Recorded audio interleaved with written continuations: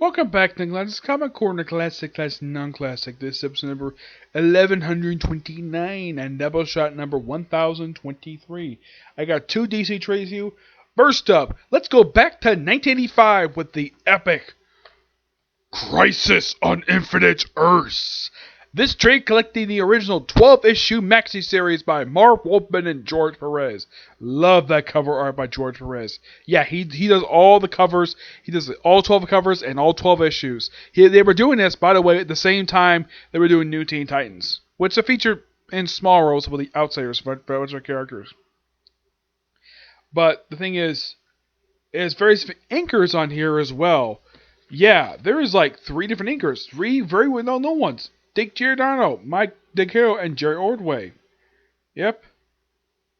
Now I should point out though they had a reconstruction because the way the inside of the covers look like this published very recently.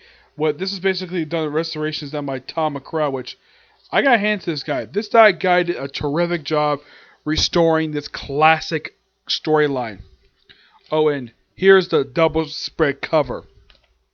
Yes. This was released in 1985. This was meant to streamline DC Universe.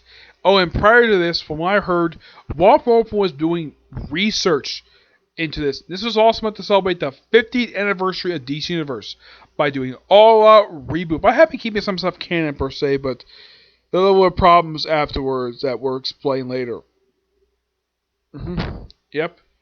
This featured the destruction of the original Earth 2. The original Earth 3, Earth S, Earth X, and there's also the Charlton Earth. Now, Earth S, in case you wonder what that is, that's actually the world that has the Shazam family, and that's where they're from. Earth 2 was the JSA. Earth 1, which actually, believe it or not, that actually still existed. Yeah, that actually still exists, except it was remolded. It was basically meant to combine into one world. Now, yes, this was adapted for the epic crossover for the CW Crisis Universe, which I still have not finished the crossover yet. Yeah, but in case you're wondering, the opening of the first episode, that's taken from the very first issue of this very series. And throughout this series, we first have the Monitor. Yes, the Monitor himself is a creation of Marv Wolfman and George Perez. And yes, the character appeared in live action. And from what I can tell, the guy did a pretty good job basically playing the character. Though they did play the events out differently. In the case of the Crisis, this had sort of a small build-up in the pages of Teen Titans and I think Justice League as well. Though, thanks to this particular event, several series got ended, but some got relaunched. There was only there was 2 major relaunches that came after this one. Also, this heavily affected the Flash.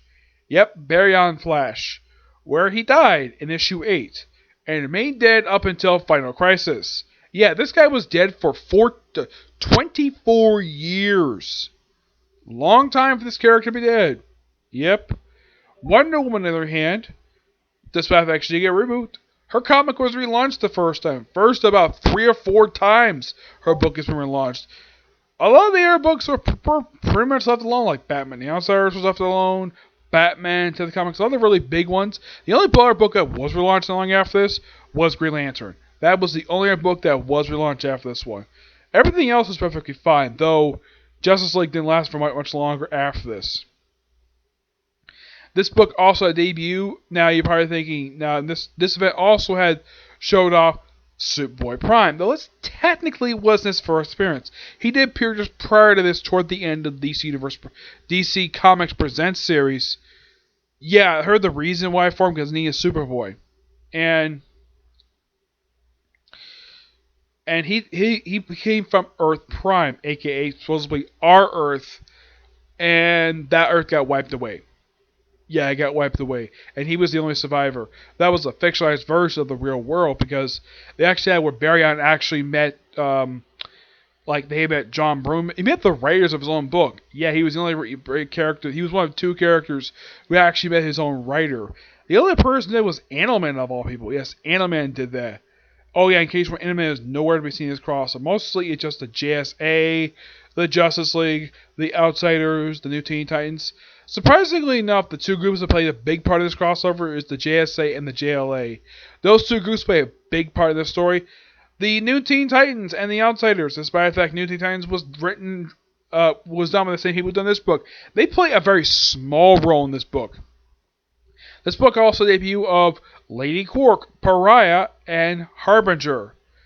Harbinger, after this event wrapped up, she occasionally appeared after this, until she got killed off in the issue of New Guardians. Lady Quark actually stuck around DCverse for quite some time, mostly appearing in the book Legion. Yes, she appeared in Legion and the Rebels series, even the relaunch series by Tony Bedard. Pariah didn't do much after this book ended. He is meant to be there as a witness, which is what the live-action portrayal of him was meant to do. Be a witness, though he did so in Black Lightning. By the way, in case you're wondering, was Black Lightning did he play a part in this story? No. Black Lightning had zero role in the original story. Mostly it was just Flash, Batman, Superman, and a few other characters. Now, there were some deaths in the crossover. Aside from the death of Barry Allen, we also had the death of the Earth 1 Supergirl. Yeah, she died. The reason why she died? Well, behind the scenes, what I heard, they wanted to give Superman a clean slate. Yeah, they apparently had way too many Kryptonians around, so they basically justify the fact Superman is the last on Krypton. Like, oh yeah, which Krypton was destroyed, so they pretty much wiped out everything associated with Krypton, whatever. Yeah. That was the reason for that. And they threw in the Charlton Heroes, which, here's the thing. When I heard DC had just purchased this company, they purchased these characters from Charlton just prior to this crossover, and they threw them in. They threw in Blue Beetle, Nightshade, Captain, the original version, not the one with silver skin. Yeah, this is the one that Steve Ditko created. Yeah.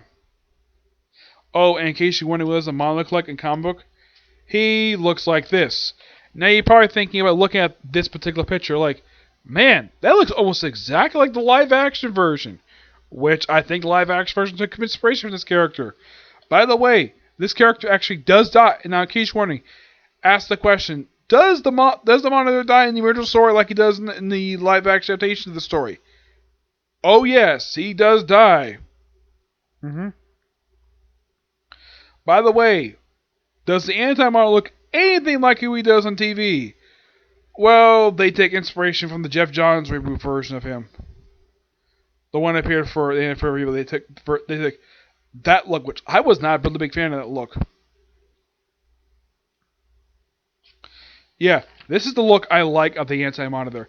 This is a cool look for him, which DC, when they adapt this story live action, they chose not to use this version of the Anti-Monitor. They took inspiration from the New 52 version.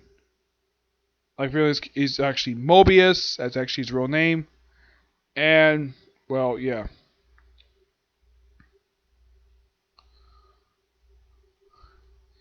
Let's see if I can find him here. Oh, look! It's Superboy Prime. Everybody's least favorite character. Yeah, that's what this guy is. That's that Superman. That's Superboy Prime. This character right here. The one who looks like he's really thin.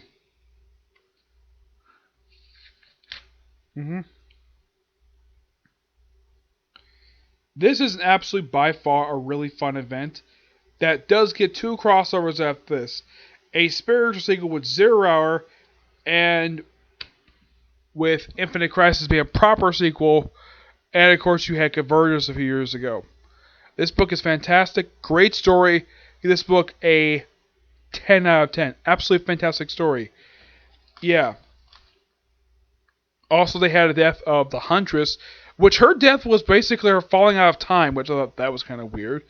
And Green Arrow died. Well, you might think, wait, Green Arrow died? Wait, I thought he's still alive now. Well, that's the Earth 2 version of him who died. Yes, the Earth 2 version of Green Arrow. We also had the death of the original Mirror Master in here. Yeah, he got killed by Shadow Demons, which, yes, the live-action version of these characters did get the look of these creatures correct, and what they did in the show and the fight scene. Yeah, No change there. Or at least got hints of the fact that you could say they were definitely the Shadow Demons. Alright, moving on from Crisis. Moving on to a different book. This is Red Hood Outlaw, Volume 3, Generation Outlaw. Written by Scott Lobdell, artwork by Kenneth Rockford and David Melissa. Melissa also Paolo Palitia. Yeah, this contains Red Hood Outlaw. Well, technically this is Red Hood and the Outlaw's numbering. Volume 2, issues 37 to 42. Yep. Now with this book, basically, this follows up with a plot thread that was set up at the end of the last trade, where Red Hood becomes teacher for a new generation of supervillains. Also, he has a visit from a character from... Yeah, Lobdell, believe it or not, brings back a character from his Superman run. Yes, Dr. Shay.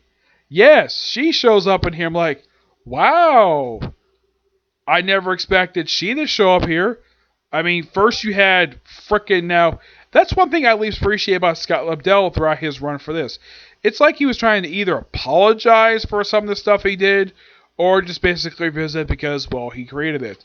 And look, here's Dr. Shay. Seeing her again here, no, this is not her first appearance in the book, because this is her, yeah, Dr. Shay Veray, I think her name is. Yeah, I'm glad that he brought back this character. It's a great character. I mean, he brought back, of all people, Harvest, and confirming the fact that he is in fact dead, brought back Bunker, and now Dr. Shay. Wow, brought back 3 characters he created. 2 of whom, now of these 3 characters, Bunker, people love this character. Harvest, people hate him. Dr. Shay, I don't know how people feel about Dr. Shay. I think she's a good character, except she mostly appeared just in Lobdell's Superman work, which his run for the book was actually pretty brief as it was. Yeah, his run was not very long. It's only about 18 issues. And yeah, she was a supporting character in the book.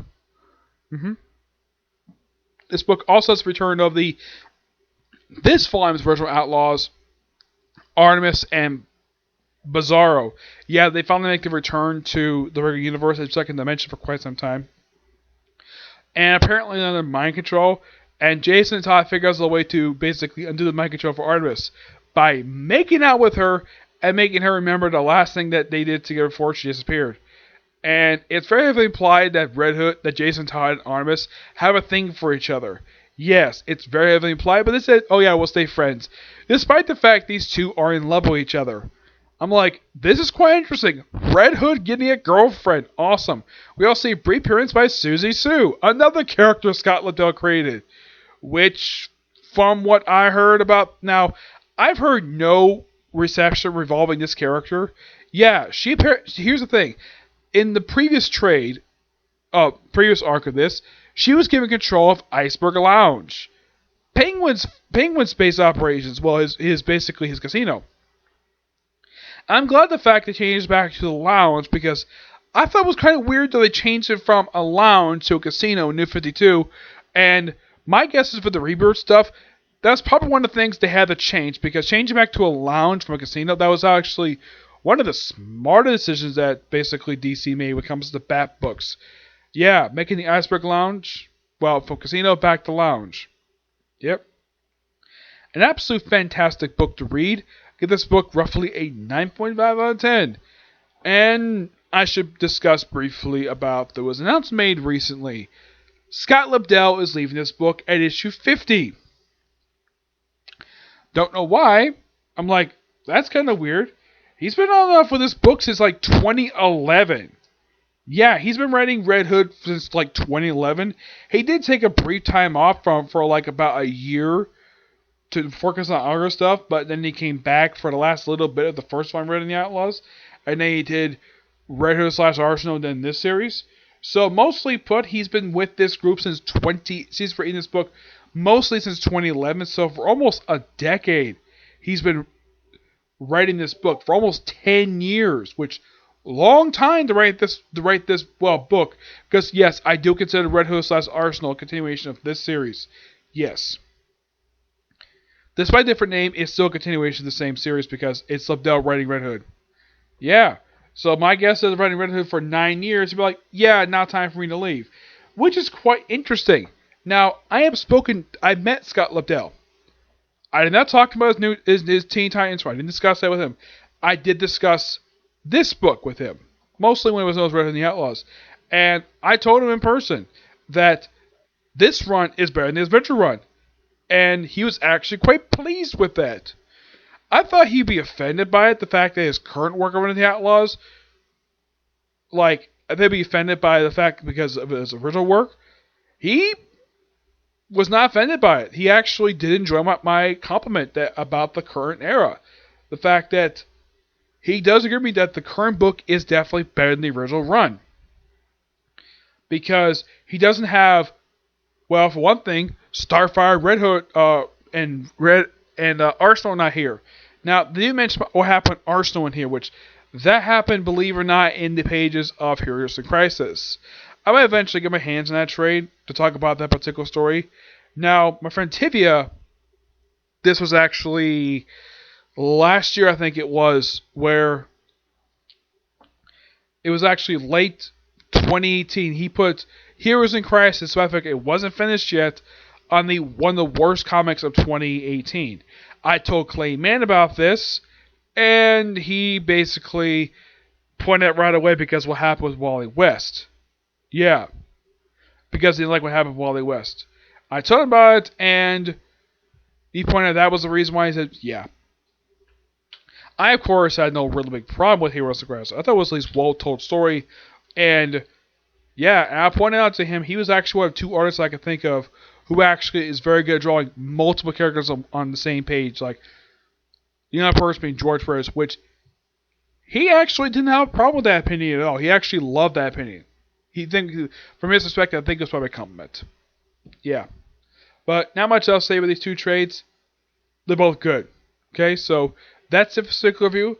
My next comic corner, when I get a chance to read these trades, we do more trades. But next thing I'm going to do, it'll be out a little bit later, review the first episode of Season 2 of ReZero. Okay, see you next video. Bye.